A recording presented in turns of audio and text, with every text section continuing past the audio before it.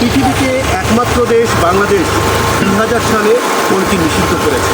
তারপরেও কিভাবে চলে উৎপাদন এবং এটা নিয়ে রমরমে ব্যবসা, আমি সেই বিষয়টাই তুলে ধরছি।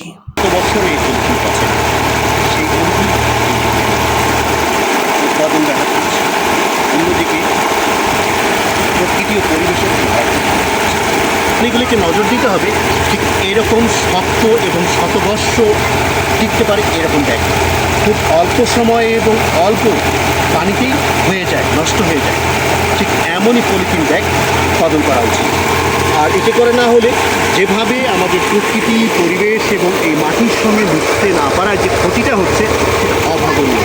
সরকারকে এখনই দৃষ্টি দেওয়া উচিত এসব এই পলিথিন সম্পর্কে।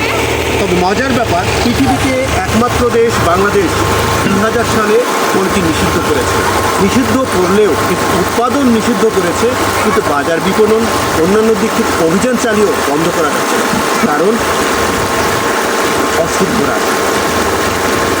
এই অশুদ্ধ রাজনীতি বন্ধ করুন, দেখুন সব অস্বচ্ছ অশুদ্ধ রাজনীতি আমাদেরকে ডুবিয়ে দিচ্ছে, চতুর্দিক থেকে ডুবে যাচ্ছে। আমরা গলা পর্যন্ত ডুবে গেছি, নাক পর্যন্ত পানি এসেছে, আর কিছুদিন পরে হাবুডুবুকে